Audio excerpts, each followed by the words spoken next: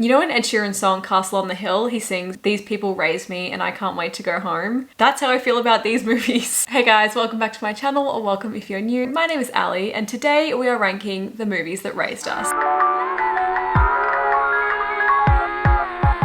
So if you're watching this video and you're thinking, Ali, where are all the main players? There's like almost no Hilary on this list. You've probably missed part 1, which I will link down below. In that, it heavily features the founding fathers of America, and by that I mean Hilary Duff, Lindsay Lohan, Amanda Bynes, and who would we say is the 4th? I think it's a toss-up between Megan Fox, Mandy Moore, and Anne Hathaway. Let me know what you think. If they ever got bored of the current Mount Rushmore and they wanted to redeal it with those girlies, I'd be all for it. Obviously, as we know, this was such an iconic time in cinema, the years 2000 to 2009/10, that there were just way too many iconic movies to be included in that first video, so here we are today with the rest. I will be honest, the main reason I'm making this video is because I forgot 2 very prolific and important films, Stick It and Ice Princess. So to make up for it, we will be discussing those 2 at length today, and I'm so excited. I've been looking forward to doing this video ever since I did the first one, and if you guys follow me on Instagram, you know the other day I was thrifting and I saw this top and I was like, this is just so 2000s. It's like Jennifer's Body meets the hot chick meets Harry Styles Love on Tour. I don't know, but I had to have it and I knew I had to wear it for this video. I have my Lizzie McGuire lip gloss and I'm ready to go. Now, if you haven't seen my face before, hi, I'm Ali. This is a series we do on my channel where we like to discuss and also rank everything, really. We've done so many different varieties of media at this point. Every Taylor Swift song. Recently, we've been doing kind of a Disney theme. So we did every Disney Channel original movie, every Disney Channel TV show, every Hannah Montana song. So those will all be linked down below. Cinema in the 2000s just hit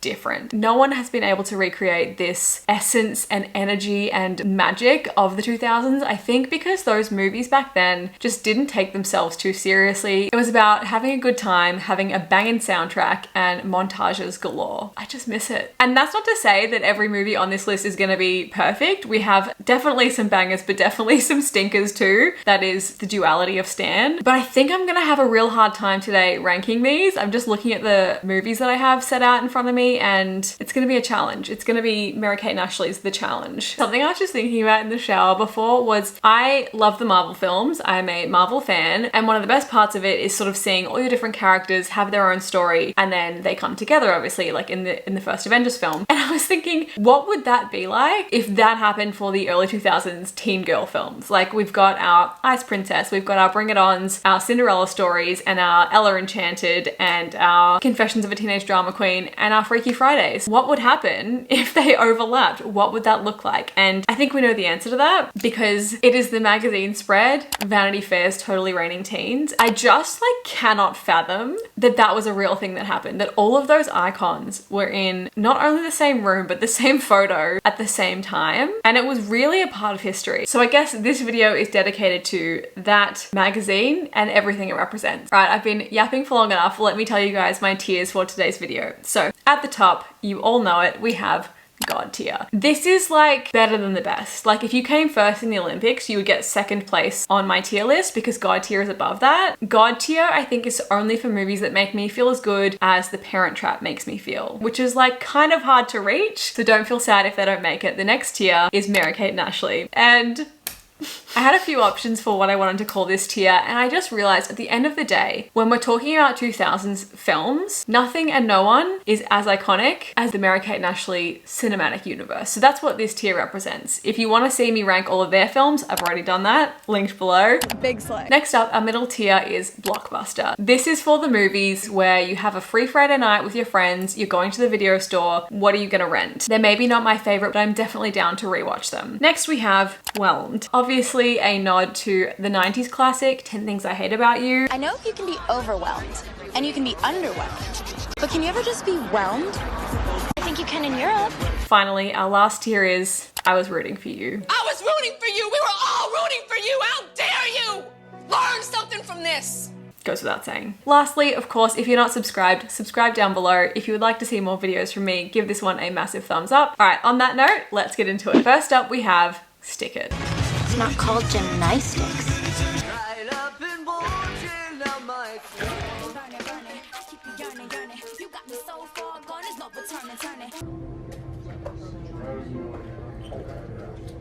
You're bi.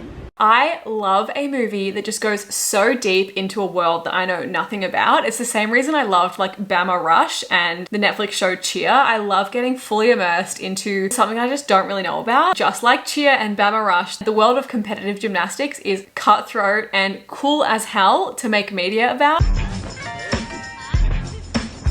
What do they have that we don't have? Lives. Time. Boobs. Excuse me, bra strap. Great, now I'm gonna get points off because my bra strap was showing. Her bra strap was showing, Bert. It is an automatic deduction if an undergarment is showing. That rule is ancient. So is her bra. Genuinely, I think this is the best sports movie of all time. Not only was Stick It written by a woman, it was written by one of the creators of Bring It On and Aquamarine, so like we knew we were in good hands from the get-go. As much as Stick It is about gymnastics, also I feel like it has this very strong chosen family message at the core, and it's obviously beautiful female friendships, which we love. It's like physical female strength, but also emotional strength. And this movie makes me cry every single time I watch it. I also think at this time it was quite rare to get a female protagonist that was not unlikable, but she had flaws, you know? We were able to see when Hayley was in the right, but also when Hayley was kind of in the wrong. And at the same time, we could empathize with her no matter what. It is just so well written, so well acted. And even though there are like 2 male characters in this, it's not about them ever. It is such a female gaze film. I think, again, the 2000s had a lot of this and it was just so refreshing to watch, and it still is. I think this movie holds up perfectly. It's just a gem. I mean, if anything, it's almost more relevant today after everything that happened with Simone Biles and the USA gymnastics team. Sadly, this movie gets a lot of things about the gymnastics world right, and that includes how awful it can be at times. Definitely gave us an example of how it can be a very toxic environment. And thinking about Hayley as a character, obviously she's very tomboy. I loved the way she was introduced with, you know, the beginning shots. We think it's obviously a bunch of rowdy boys, and then as she's running from the police, we realize, shock, horror, it's a girl. And I love what they did with her character, because even though she is, you know, deeply a tomboy and an outsider in this environment at the time, she never felt like not like other girls. She was never looking down upon them for being more feminine or liking things. The friendship she forms with Wei Wei and Mina. Come on, Wei, you got this. Let's go. Come on, Wei. Come on, Wei.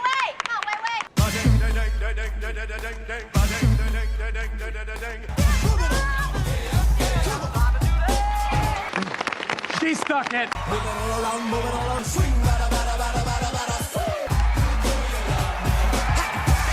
10 out of 10. Yep, she ate that up. And even Joanne in the end, like I literally could cry thinking about. I do often tear up in these videos. It's not usually the first 10 minutes. Hey everyone. I'm already crying. But like those end scenes when they're competing and all the girls are just looking out for each other and saying like, we deserve better and we are gonna support one another. It's so good, you guys. When I make these videos, I love to do a bit of research for like fun facts and behind the scenes insider knowledge to share with you all. So here's some of the facts that kind of blew me away. The role of Vic that went to Jeff Bridges was originally offered to John Travolta and Kevin Costner, which is just so weird to think about. Like, I think they could have done it, but the way the casting happened. So the writer of this film was having a really hard time getting someone to play this role. They couldn't find someone that wanted to do it, that was good for the role. So she did what any good LA person does and went to a psychic. The psychic said, Bridges, the good looking one. Literally, the psychic told her who she should cast. They offered him the role and it was his biggest offer to date. I read that the movie had about a $10 million budget and he was paid 3.25 of that. When I hear about how much actors earn, I should have become an actress, honestly. And this was really interesting too. So they wanted to get a bunch of actual gymnasts to be in the film. She said, I thought this would be easy because there are so many college gymnasts that are still in good shape. I was sure they would love to do it. Well, turns out because it was a Disney supported film, they required everybody on set to get paid, so you couldn't come on for free. Some of you might know what the problem here would be. They were suddenly ruled out because it would have eliminated their NCAA eligibility. To make that in relatable terms, I think of like the Glee episode where they did that mattress commercial, and because they got paid, it made them ineligible to compete because they're now considered professionals. Similarly in the Cheetah Girls 2, when Marisol's mum tricks them into getting paid and then they're not amateurs. This is an amateur-only contest. There can be no performance by the Cheetah Girls on this stage tomorrow. You all are trash. I have been informed by a reliable source that you arranged for the Cheetah Girls to get paid for their performance at the Dancing Cat. What? I don't trust her. I don't think she's a good person. I believe she's somewhere living with deep, deep regret. So yeah, I just thought that was very interesting. So a lot of the gymnasts they originally wanted couldn't do it, which means they ended up getting actors and put them through the exact same training that like elite gymnasts do. So the girls that played like Haley and Joanne did 4 months of brutal like, daily gymnastic training to get into shape, because not only did they need to be able to obviously do some of the tricks, but they need to look like the girls that are going to be their stunt double. So they need to be very muscular. And I just think that's so impressive. Like people think about movies and typically it takes like a month to 6 weeks to film. For a movie like this, 4 months of training for the hour and a half we get to watch of it, I think that's awesome. I think the girls deserve so much props for that. I mean, anyone that trains for a movie really, but especially them. Like I can't even touch my toes. And when I watch this movie, I just feel so inspired. This movie also gave us the beautiful gem that is Kellen Lutz, a pre-Twilight Kellen Lutz, might I add. What would happen if you put some of that tough skin stuff on tough skin? Your head would stick to your butt. Why would my head stick to my butt? Because your head's already up there. Ah! Him with makeup and hair clips on is just joy. At the time, the movie didn't really do that well in terms of like critic response, I guess. A lot of critics, which let's be honest were probably men, said it was kind of a knockoff of Bring It On. And I just don't think that's true at all. I think because it's a sports movie that centers around teenage girls, they think that's the same, when in reality we get like 50 football movies in a year and no one compares them. No one says that's the same thing. Girls deserve more movies like this. This kind of movie made me feel really empowered as a kid, and it still does, and I would like to see more of it. I would like to see it. So it will be no surprise today that Stick It is going straight to God tier, obviously. Next up we have Life Size. In my head now is Life Size of the Rich and the Famous. Excuse me. You should love animals, not wear them. The thing that stands out to me most about this movie is this scene of Eve just trying to work. That's literally footage of me coding my MySpace page. She is the mother I never had. I'm looking at the films that I have here, and these movie covers are just a work of art. If there's one thing I hate in this world, it is orange and blue floating head action movie posters. I just don't care for it. I think it is unoriginal. It just annoys me, to be honest. Whereas I'm looking at these, every cover is something different and it's outstanding. I'm so proud. I recently went through a very tragic realization about this film. So obviously Casey, aka a young Lindsay Lohan, does a spell to bring back her dead mum, because it is not a 2000s movie without at least one dead parent. She does this spell to bring back her mum, and the spell works, right? But her dad's colleague, who was like trying to hit on him, trying to sneakily get into the family, had brushed the Eve doll's hair, and so it brought Eve back instead. But the spell worked. The only problem being you can only do the spell once. So like, had this woman not intervened and brushed Eve's hair with the magic brush or whatever it was, her mum would have come back to life, I guess. I don't think I would ever recover from that. If I had the chance to bring back a parent and someone else like got in the way of my one chance, I can't fathom that, because it is so sad. But this movie, let's be honest, it is iconic. I will always remember the line at the end where this boy that's just been antagonizing her the whole time is like, you're pretty good, you know, at football or whatever they play. And she's like, for a girl, right? And he's like, no, for anyone. And I was like, okay. So many of these movies have a male coach being like, you bunch of girls, you run like a girl, you kick like a girl, or like just even calling them girls, because that in itself is an insult. And so it was refreshing to see that. Is it refreshing or is it still sexist? I can't decide, but as a kid I thought it was better. We cannot discuss this movie and not talk about the song. Eve's great, no matter where she goes, from her head to her toes, on the town and home. Loves how in fashion, she'll spend the whole night dancing. Ooh, pitchy. Shine bright, shine far, don't be shy, be a star. Where you live, where you are, be a star. It's so amazing, and I would play it again and again and again and again. In hindsight, it's not as good as I thought it was. But in the context of the movie, it slaps. And you know, sometimes a song doesn't have to be a good song to be a great song. Do you know what I mean? You're not gonna get the song the first time you hear it. After the second and third time, you're gonna be like, whoa, what is this? I also remember feeling so excited when we heard about this movie getting a sequel, and I just have not watched it. I kind of feel like it might ruin the first one for me. I just don't know if movies should get a sequel like 10 years later, because so much of the culture has changed. I'm just worried. If anyone has watched it, let me know. If it's worth watching, I will look into it. I'm just scared. Dress me up, H to T, dance all night, club all B. Oh my God, what is that? I haven't even talked about Lindsay Lohan really, but I just think she's one of the best actors of all time. I will find all of your boyfriends and I will fuck them stupid. Thanks, guys. Thanks for your time. Have a good summer. Being dead serious when I say that, I think she's really talented, especially as a kid. Your mom and I. She would be so proud of you. I miss her so much. I mean, you guys know how I feel about The Parent Trap. I will talk about it on this channel one day. It is too much for right now, but she's just a gift. And I think that includes in this movie. So I'm gonna put life size in Mary-Kate and Ashley because it is truly iconic. Next we have the Clique. Blair, did I invite you to my BBQ? No. Then why are you all up in my grill? Bitch. I hope this video is finding the right people. And by that I mean the people that read the Clique books, because those were my life. I do think Lacey Harrison is one of the best authors of our time. I do think these books should be preserved in some sort of archive to be studied by future generations. But today we're talking about the film. Good girls go to Orlando, bad girls go to Miami. Where do ugly girls like you go? OMG, WTF. The way this movie wronged me was just by including Little Miss April Nardini herself. I can't see her face without getting mad. Hey, cool bag. It's a stereo. Put your sneakers on, put your sneakers on, we're going dancing all night long. It did make up for us by giving us Bridget Mendler, one of the best pop stars of all time. She's a scientist now and like good for her, but I do think Hurricane was the peak of humanity.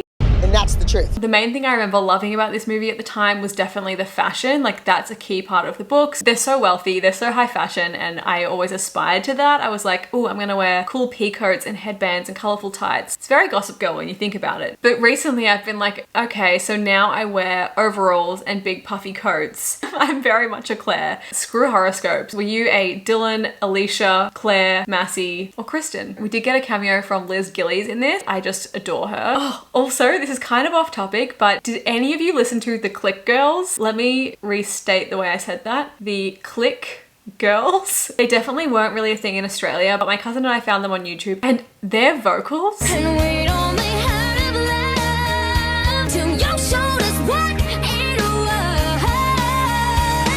Anyway, I'm gonna put the Clique in. See, to me the books were god tier and I don't think the movie really hit the mark, but it is a fun watch. So I'm gonna put it in Blockbuster. Next we have Ella Enchanted. What about you? Your girlfriend doesn't mind being left alone? I don't have a girlfriend. Oh? I have many. Oh. I'm kidding.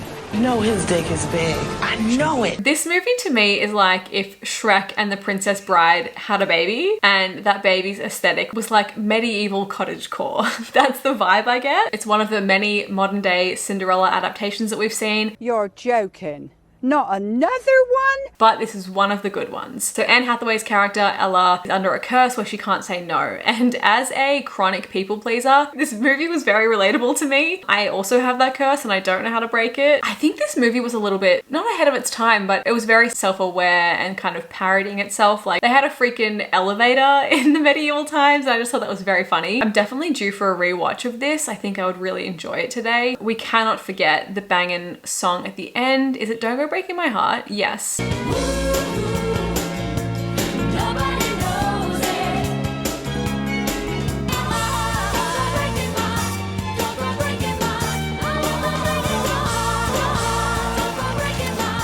Is Jesse McCartney on this soundtrack? I think he might be. Don't go breaking my heart.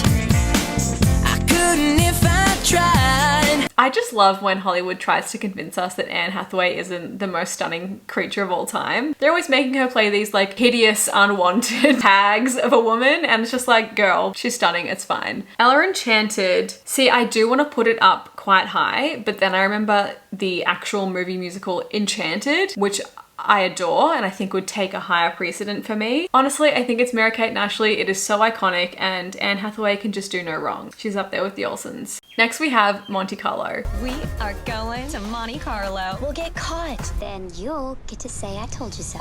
Mother's forcing me to go to some charity thing.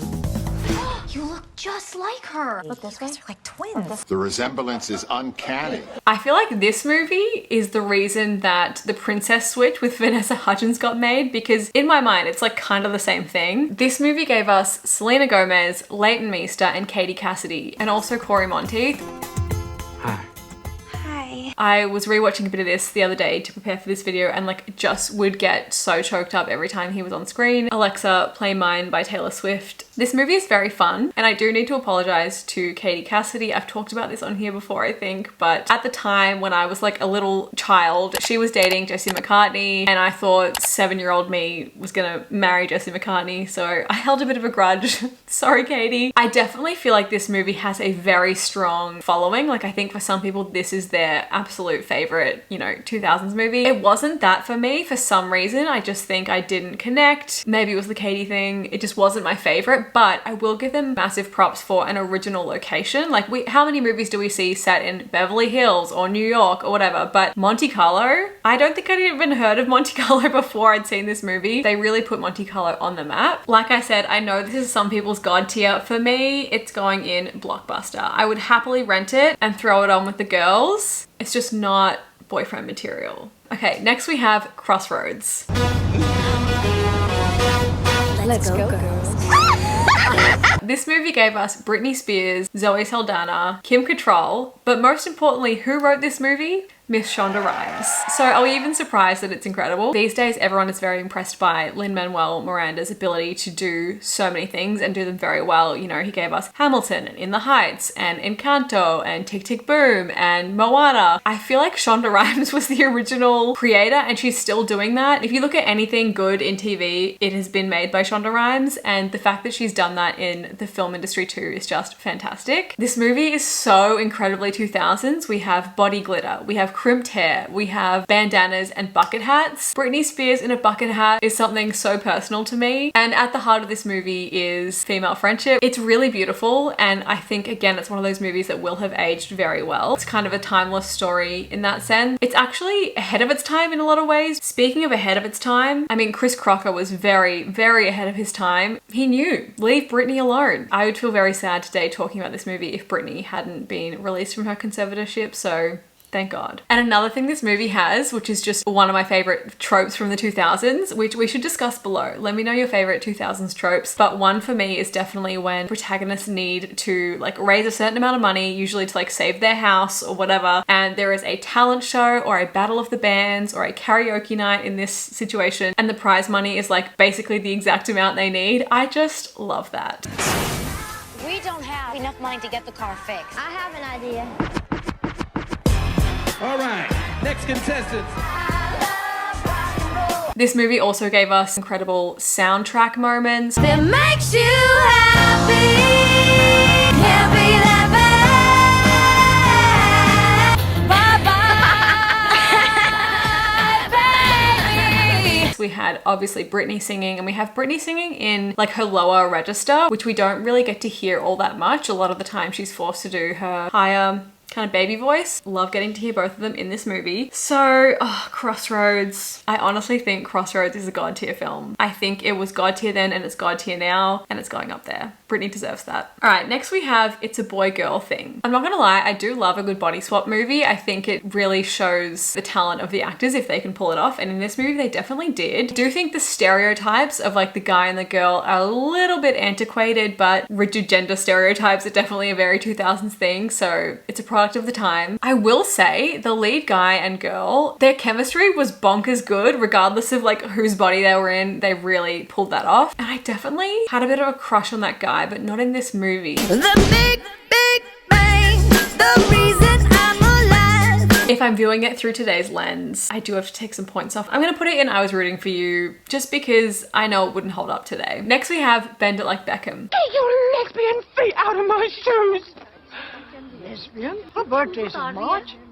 I thought she was a Pisces. This movie is such a gem. I was gonna say underappreciated gem, but I don't think it is. I just haven't seen it since I was so young, but it was definitely a favorite and a sleepover staple back then. And the reason I didn't include this one in the first video that I did was I just feel like, I don't know, I didn't even know if it really fit into this genre because it gives us kind of so much more than a classic 2000s movie normally does. We got a glimpse into the English Indian life and the family, and I mean, her family is just incredible in this movie and so funny. The celebration of women in sport. I'm just thinking about how much Jess and Jules, I think her name is, would love Sam Kerr and the Australian soccer team. They probably wouldn't because we're Australian, but apparently in the American version of this film, they had to dub the word football for soccer, which just reminds me of the Harry Potter films having to dub philosopher for sorcerer because apparently American kids would just get too confused. I mean, I'm not gonna roast the Americans because you guys are the majority of my audience, but I think you could have figured it out, you know? And this movie also had something that I do see lacking in the 2000s films, which is great dad representation. Alan,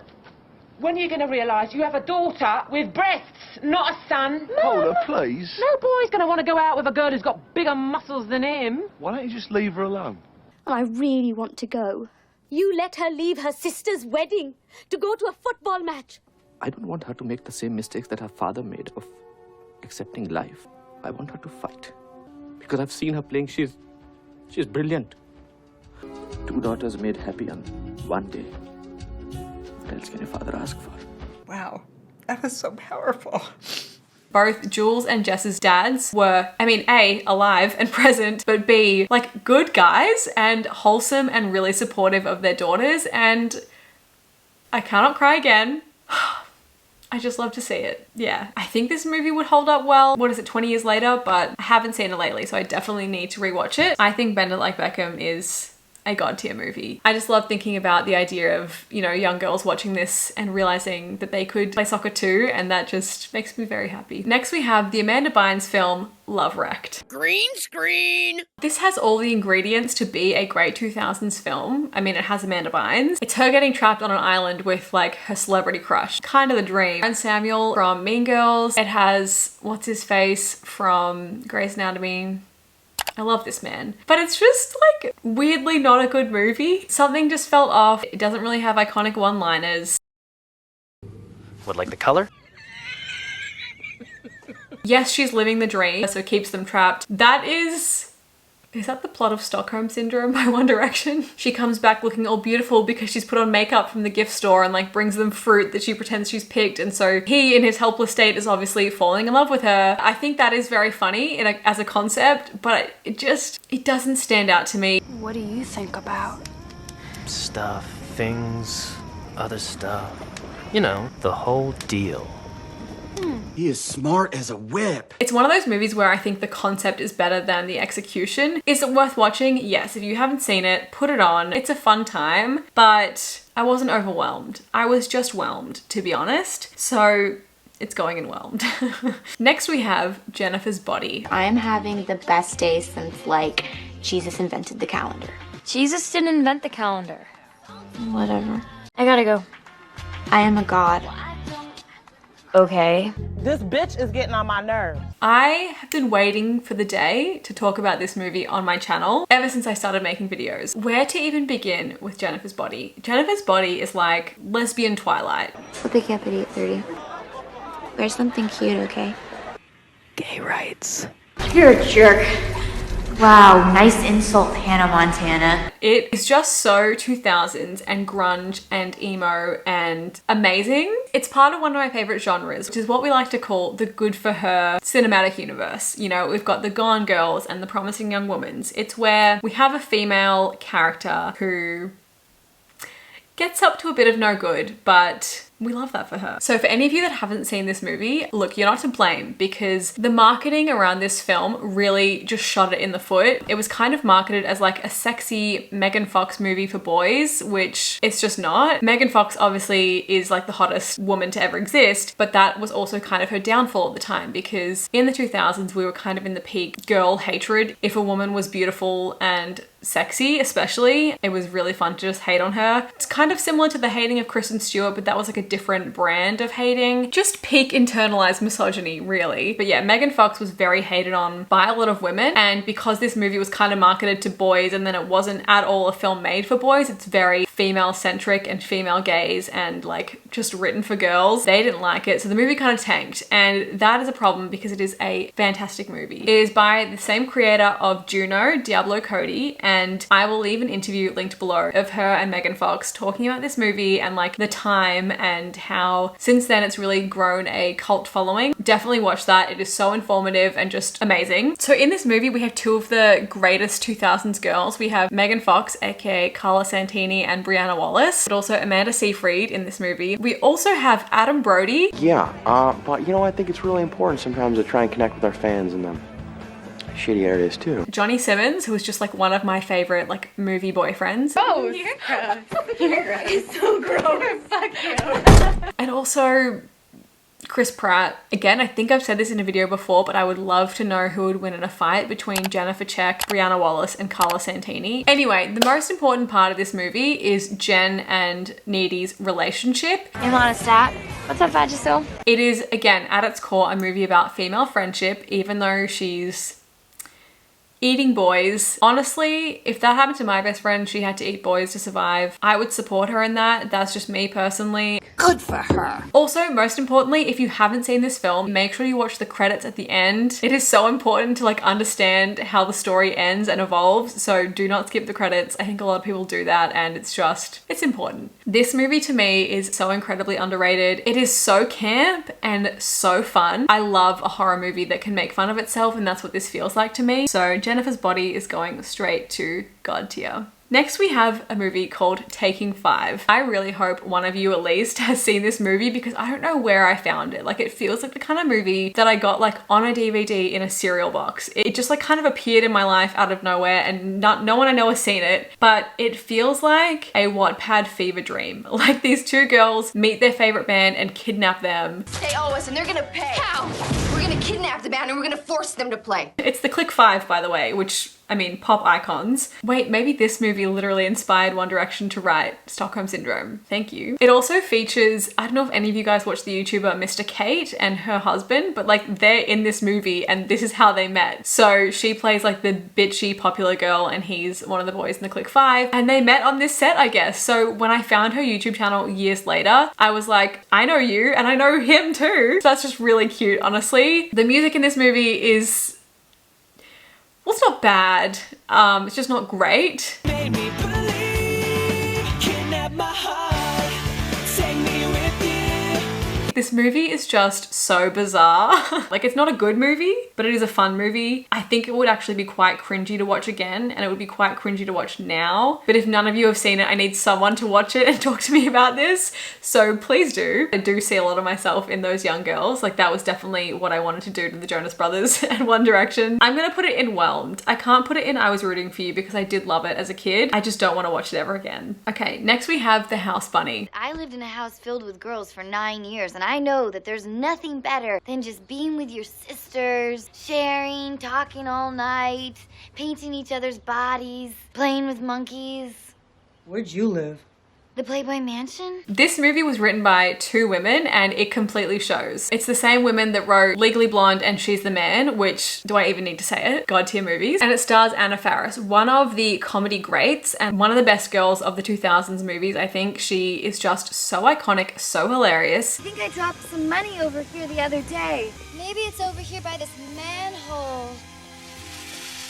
Ah! That is fucking hot! Well, she tried. At least, you know, I just love her so much. She's such a beautiful human being and so fantastic and deserves the world. Like I said before, the 2000s were very much a time of internalized misogyny, and this is something that I've been sort of thinking about a lot. Not to philosophize on you here, but I definitely fell into that trap of internalized misogyny as a kid. I didn't wear any pink. I was like very sporty, and yeah, I can just see all the ways in my life that I let that influence me. And so in recent years, I've been very much like undoing all of that and just loving being a girly girl and embracing that side of myself. And you know, not that there's like a gender binary that you have to subscribe to, but I'm just like, I have been so much enjoying embracing like the feminine energy in myself and like the stereotypical 2000s feminine things. Like my hair is lighter and I'm wearing a pink top, and right over here I have a juicy couture pink sweatsuit and all those kind of things. And I just feel so empowered and like so annoyed that I let society ruin those things for me, I guess. Like, I mean, if we just think about the way the media talked about Paris and Nicole and Brittany and Lindsay and like all of these kind of bimbo archetypes that we saw in the media.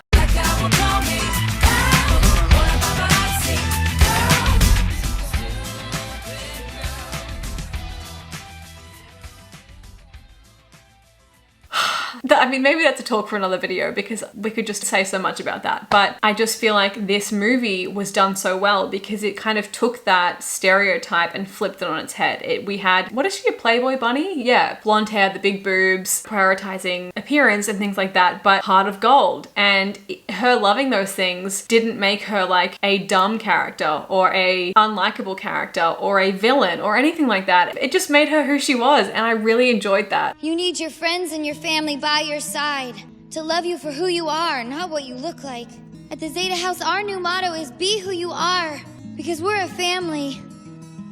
We're a family that loves you on the inside.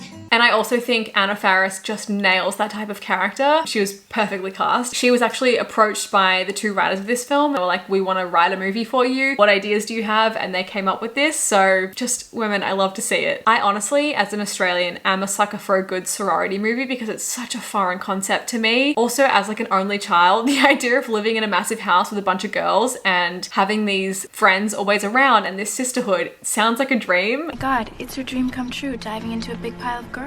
I know it's probably not like that, but if any of you were in sororities, please let me know what it is actually like. Like, do the movies depict it accurately? Is it fun? Is it hell? It just seems so fun to me. So in part one of this, we talked about Chet Hanks, star of the movie Bratz. And in this film, we have Tom Hanks's other son, Colin Hanks. Now, if you were Tom and Rita, which son would you be prouder of? The one that was in The House Bunny or the one that was in Bratz? Because that's kind of iconic behavior from both of them. Anyway, Colin's character, Owen, I think it is, has massive Emmett Forrest energy to me, but like Emmett Forrest from Legally Blonde the musical, not the movie. If you know, you know. And I just love that. He's such a sweetie. Also, it had the guy from All American Rejects as Emma Stone's love interest, and that was deeply iconic. Of course, we also had the golden trope of all 2000s movies that I love so much, a makeover montage. And not just a makeover montage with a banging pop song behind it.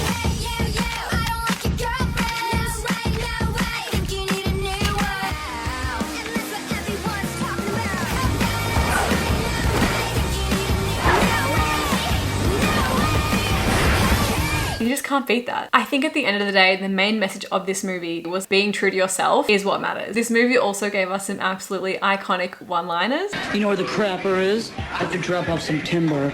The eyes are the nipples of the face. She's got a point. I can't decide if it should go in God tier or Mary-Kate and Ashley. Look, God tier is for like a Cinderella story. I think it's gonna be Mary-Kate and Ashley, but that just means it's iconic. Anna Faris, thank you for all of your work and contribution to society. Next we have Ice Princess. I bet there's an exact aerodynamic formula. So, I need to confess something. The reason I didn't originally include this in my first ranking video, which, I mean, I've seen the comments, I thought it was a Disney Channel movie. So I didn't include it. And then after putting this out, I realized it wasn't a DCOM. It is a Disney movie, but it had a cinema release. So it's like not technically a DCOM, like High School Musical 3, basically. So I do apologize, and I hope that I can make it up to you today with what we're about to discuss. So, Ice Princess is girls in STEM on ice. I just want to digitize some images into my computer to see if any kind of unified theory emerges. See, I'm telling you, I have the mind of a mastermind. What's that? This movie has Joan Cusack, Michelle Trachtenberg, Hayden Panettiere, and Kim Cattrall. I don't know if this is an unknown fact, but this movie was written by Meg Cabot, who wrote the Princess Diaries books. After the success of her first film, Disney approached her and were like, will you write a movie for us? And I found a very funny blog post of hers where basically she talks about how she hated writing this movie. She only accepted it because she heard it was easy and it pays well, and she was like, spoiler alert, it was not easy, but it did pay well. This movie had a lot of things that I definitely didn't pick up on as a kid, but now I'm like, huh. For example, Hayden Panettiere's mum being called Tina Harwood, very much based on Tonya Harding, and she was kind of like this crazy, competitive, cutthroat, will push another girl down to get her way ice skating girl. You skate a clean program tonight, you can move up. Knock me out of 4th. I remember thinking, I'm about to beat this bitch up.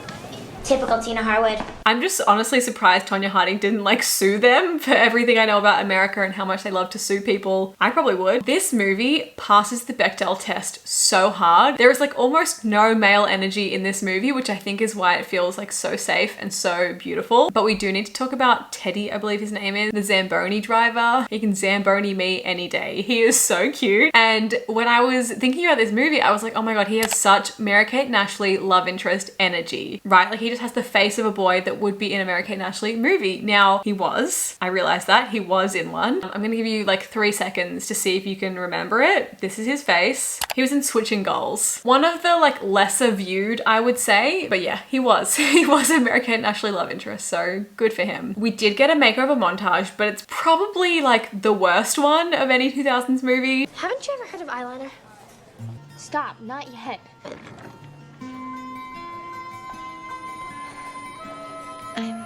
You're hot. Are you? I have to laugh. What we liked in good makeover montage energy, we got in like, I don't want to say sexual tension because the girls are like young, but it's like a beautiful friendship on fire between Michelle and Hayden. Their characters are just fantastic.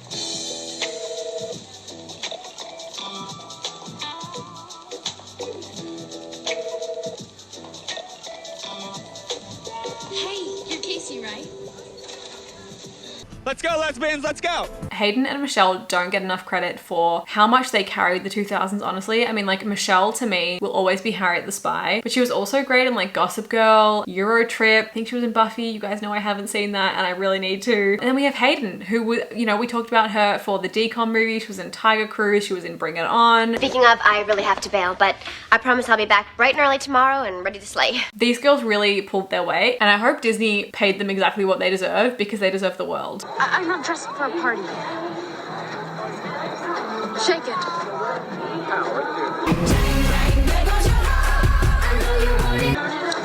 Your hair. Now no one will notice. She's really good. I've said this before, but I just think Hayden Panettiere was like the Florence Pugh of the 2000s. I hope she's doing well now. The best part of this movie is, of course, that we got the iconic, you're throwing away your dream. No, I'm throwing away yours moment. And for once, it was not between a father and son. It was mother and daughter. You're giving up your dream. No, Mom. I'm giving up your dream. The representation that we all deserve. Do you guys remember in school how your teachers would be like, you need to know maths, you're not gonna have a calculator in the real world, and like real life maths is always applicable? This movie kind of scared me because I was like, well, maybe it's true. Like, what if I need to calculate the spins of an aerial, whatever. Also, the soundtrack, we had Ali and AJ, we had Jesse McCartney, we had Hayden Panettiere. You know I love when an actress from the movie has a song on the soundtrack. It's just such a 2000 staple. One thing that did confuse me about this movie is that I always thought there was this like underlining tone or like implication that Tina Harwood injured Michelle's mum Joan, and like that they had like grown up skating together, and that's why Joan was so against skating now, because I thought they had like had a rivalry, and I'm like, that was kind of a wasted opportunity, right? Like that should have been the secret reveal of the third act. It's fine, that's just how it plays out in my head, I guess. And one unfortunate thing about this movie is I think the title, so obviously because Meg Cabot wrote this and because it came out kind of on the tail end of Princess Diaries coming out, the name Ice Princess to me just doesn't really fit, and I don't think tells an accurate depiction of what the story is about. Like, she's not a princess, there's no reference to a princess in the film, and I think it did it a disservice because, I mean, A, it would have stopped any boy from going to see it, which is whatever, but that obviously does harm it in the box office, and also it's just not accurate. And even the cover, like this photo to me makes the movie look like it's about two twins, like one's a girly girl ice skater and one's like a nerdy bookworm, like a Parent Trap vibe, but it's one girl. So I just think that whole thing is kind of misleading. So I thought I would throw it to you guys and see if you had any name suggestions for like what else could it have been called. I, off the top of my head, would call it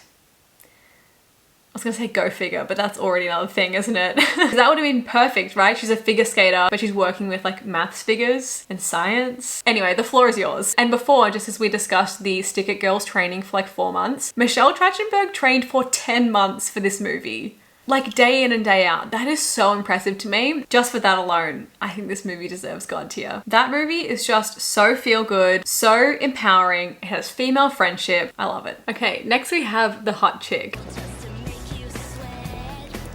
That's really good. How much do I owe you? It's okay. It's on the house. Really? Slay. The queen is back. Bow down, bitch. Again, this is Anna Faris in like the perfect comedic role. Even though she's not the main character, she just steals the show for so much of this. I think Rachel McAdams and Rob Schneider did a brilliant job playing each other. We had a criminal and a teenage high school popular girl body swap. Just fantastic. I would do anything for you. Yeah? How much money you got? I gotta pee. Ooh, I gotta pee. Ooh. You think you're so cool because you can pee with your penis? Get a new conditioner. Your ends are totally split. The outfits in this movie were outstanding, very much giving, you know, this kind of vibe. This movie had Ashley Simpson in it and that guy from Fired Up and also Melora Hardin, aka Jen from The Office. It was very stacked. And as well as quotable one-liners, this movie gave us one of the best songs of all time. Boys are cheats and liars. They're such a big disgrace. They will tell you anything to get to second. Baseball, he thinks he's gonna score. If you let him go all the way, then you are a whore. If you remember that off by heart, subscribe right now. You get me. For that song alone, it is deeply iconic and it is going in Mary-Kate and Ashley. Oh my god. Next we have Josie and the Pussycats. Yo, we were like working on some remixes of the last single, right? And we heard like a really strange background track and we were wondering whether or not you knew what it was all about.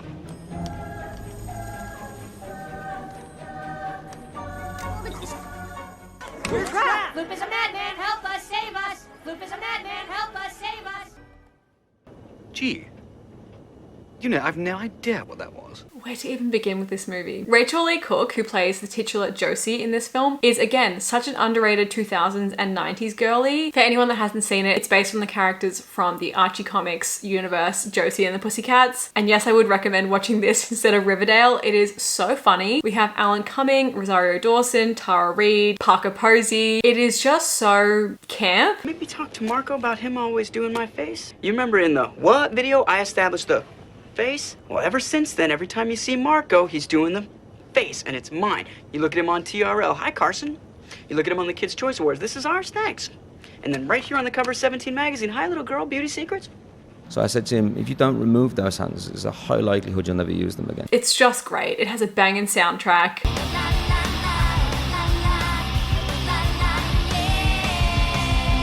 I feel like I don't even have the words to describe this movie, but if you've seen it, you know. I think it kind of has like a cult following at this point, and for every good reason. I'm putting Josie and the Pussycats in God tier. Next we have Material Girls. I will go on record saying that I think this movie inspired Jane Austen to write Sense and Sensibility. Fun fact, this movie was originally written for Mary-Kate and Ashley, and they turned it down. I think also Lindsay Lohan was approached, but the Lindsay-Hilary saga continues. Hilary and Haley Duff ended up in this movie, and I feel so weird about Haley Duff. Like, I feel like Hollywood was really trying to make her a thing, and the only other thing I remember her being in was when she hosted Legally Blonde the musical The Search for the Next Elle Woods. Let me know if you guys have seen that. And I guess she cameoed in Lizzie McGuire as well, but they just really did not have the star power of MK and A, and you can't force that. People often talk about those two rom-coms that came out in the same year, Friends with Benefits and No Strings Attached, that were like basically the same film. But no one really talks about the fact that Cowbells and Material Girls and also From Prada to Nada are the exact same storyline. This is just that classic rags to riches, two spoiled sisters lose all their money, have to get a job, and learn a bit of humility along the way. It's okay, you know, we've seen it. It's just nothing original really, and you know, I'm a slut for Hilary Duff. I'll watch anything she's in. This just isn't my favorite of her projects. I mean, we're not talking about Cheaper by the Dozen. So I think I'm gonna have to put Material Girls in I Was Rooting for You, because I do have such high hopes for Hilary and normally she never lets me down. This was just one flop. Next we have Nancy Drew. Nance, what's the deal with you and Ned? Do you hear something? No, I mean, are you two like a thing? Excuse me, I have to defuse this bomb. No kidding. Love is a battlefield. I remember really loving this as a kid because A, I loved Emma Roberts and also Max Theriot, who was like her love interest in the film, but also I've always loved kind of vintage fashion. No amount of vintage dresses gives you dignity. And so her character was really mocked for wearing kind of old clothes, and I was like, but she has the coolest style out of everyone in this whole movie. I noticed you're wearing penny loafers. I like old-fashioned things. Oh, we've noticed. I am a pretty positive, happy, and grateful person, but the fact that I never got to own a T-Mobile sidekick, it still breaks my heart. Looking at this movie today, it definitely feels like a kind of straight to DVD kind of movie. It's like, it's okay. You'd watch it once. It's a fun time. There's no standout scenes. There's no incredibly funny laugh out loud moments or one-liners that have like stood the test of time. I mean, if you think about Mean Girls and how incredibly quotable that movie is, this just doesn't really hold a candle to that. I'm so sorry, Emma. I'm gonna put Nancy Drew in Whelmed. No, you know what? I would give it a chance. I'm gonna put it in Blockbuster. I would rent that. Next we have Trinians.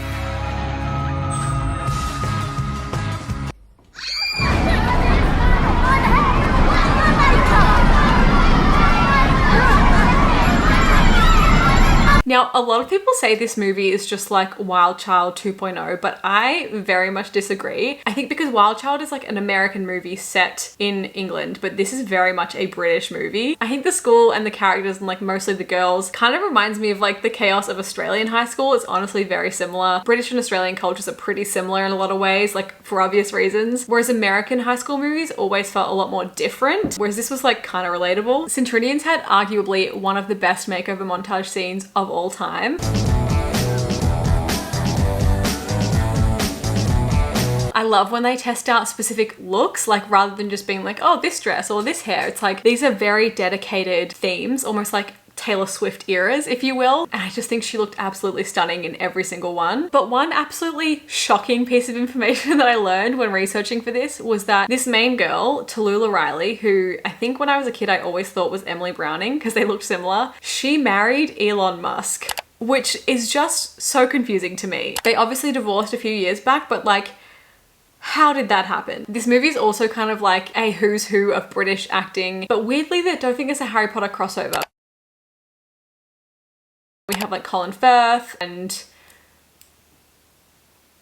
other people that I can't remember the name of, a cameo from Misha Barton, and a very iconic soundtrack. We have the Sugar Babes and we have Girls Aloud and Lily Allen. It's very British.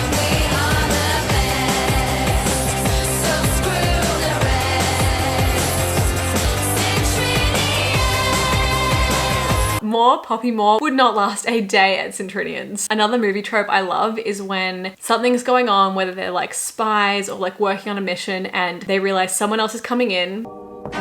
Christ, he's coming this way. And then the whole house or school in this case scrambles to kind of hide everything. Like the blackboards get flipped upside down and the, you know, secret doors close, and this movie does that really well. Was there a sequel to this? I think there was, but I haven't seen it. Let me know if it's any good. Just like sororities, boarding schools very much fascinate me. I feel like boarding schools are almost the like British equivalent of sororities, where like everyone's living together, you're away from families, and mischief occurs. This movie definitely scared me a bit as a kid. I think the characters were just so chaotic, but it is arguably so iconic as well. So it has to go into Mary-Kate and Ashley. I know some of you will be saying that's a God tier movie, but like I said, God tier is for like Parent Trap level movies, and it's just not there for me. And finally, we have Sugar and Spice. So this movie, I feel like a lot of people don't really talk about it. Let me know if you've seen it. Basically, it's about this group of cheerleaders, and I think their head cheerleader gets pregnant and they need money to raise the baby, so they rob a bank. If the OJ trial taught us anything, it taught us that in America, you can cut somebody's head off and still be found innocent, as long as you have enough money. Wow.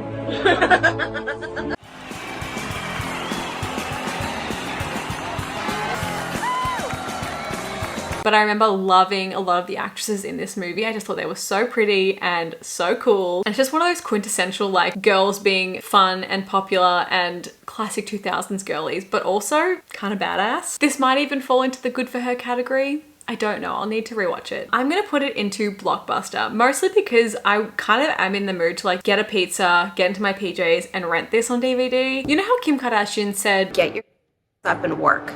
It seems like nobody wants to work these days. I feel like that about 2000s movies. Someone needs to get off their ass and make a classic 2000s teen girl movie because I need it. I've now been talking for 2 hours. I'm hoping I can cut this down. This was just so much fun, guys. Thank you for spending this time with me and allowing me to talk your ear off about movies from literally 2 decades ago that still mean so much to me. I hope you can forgive me about the Ice Princess debacle. I really love making these videos and I feel so grateful that I get to do this and like share this kind of connection with you all because it just feels really warm, like getting to talk about these things, especially talking about these sort of female-led films, which in the 2000s, like we said, were so looked down upon and just seen as like chick flicks and like lame and annoying movies. And I'm here to say, no, these are the peak of cinema and we are so lucky to get to watch them. But I just love getting to talk to people who I feel like get it. I feel like you guys understand where I'm coming from when I talk about these movies and makes me feel very heard and very seen, I guess. If you did like this video, please give it a massive thumbs up and make sure you are subscribed down below. It really helps me out. I know I'm just a teeny tiny YouTuber, but I love getting to do this. It brings me so much joy. So yeah, thank you guys. I will leave my Instagram linked down below, which is where we often discuss what the next ranking video will be. So make sure to follow me on there and I will see you guys next time. Bye.